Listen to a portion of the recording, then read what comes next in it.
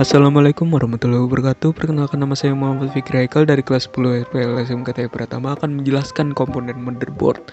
Nah, sebelum itu, apa sih itu motherboard?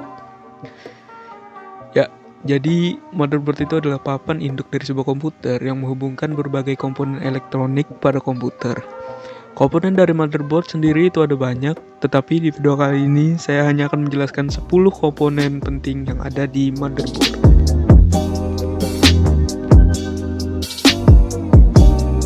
Yang pertama adalah soket CPU. Fungsi dari soket CPU itu sendiri ialah wadah untuk menaruh prosesor agar terpasang pada motherboard sehingga dapat dibaca oleh komputer. Yang kedua adalah NOR bridge. Fungsi dari kumpulan komponen di NOR bridge adalah untuk memory controller hub. Berbagai pusat penyimpanan ada di sini, sehingga jika ada kerusakan di bagian sini dapat mengacaukan proses dari penyimpanan. Yang ketiga adalah short bridge. Fungsi dari short bridge ialah untuk mengatur kerja peripheral semacam EDA controller, PCI bus, ROM BIOS, keyboard, mouse, USB, Ethernet LAN, modem, dan fungsi lainnya. Yang keempat adalah CMOS. CMOS ini adalah sebuah baterai kecil yang berfungsi sebagai memori pada komputer, seperti setting tanggal dan waktu tidak terus diperbaiki setiap hari. Jadi, begitu PC dinyalakan, setting sudah sama seperti sebelum PC dimatikan. Yang kelima adalah slot PCI. Slot peripheral komponen interconnect atau PCI digunakan untuk menambahkan komponen lain dari PC seperti slot kartu untuk LAN, kartu untuk suara, sampai TV tuner. Jadi, PC yang dimiliki bisa memiliki lebih banyak fungsi. Yang keenam adalah slot RAM. Fungsi dari slot RAM adalah tempat untuk menaruh RAM pada motherboard.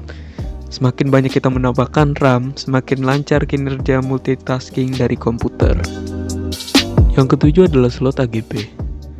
Fungsi dari slot AGP ini adalah tempat untuk menambahkan kartu VGA agar proses 3D rendering semakin lancar dan mulus.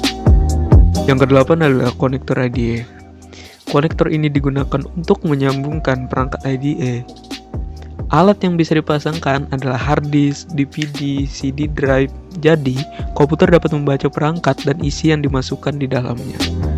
Yang kesembilan adalah BIOS. Fungsi dari BIOS ini ialah untuk memasang OS dan melakukan modifikasi serta mengatur proses booting pada saat komputer dinyalakan. Yang ke-10 adalah konektor SATA. Fungsi dari konektor ini adalah untuk menyambungkan komponen data seperti hard disk dan SSD. Memori bisa langsung ditancapkan ke konektor dan akan bisa terdeteksi sehingga menjadi bagian utama dari perangkat. Nah, saya sudah menjelaskan 10 komponen yang ada di motherboard. Semoga penjelasan saya ini bermanfaat. Jika ada kekurangan maupun kesalahan kata, saya mohon maaf yang sebesar-besarnya.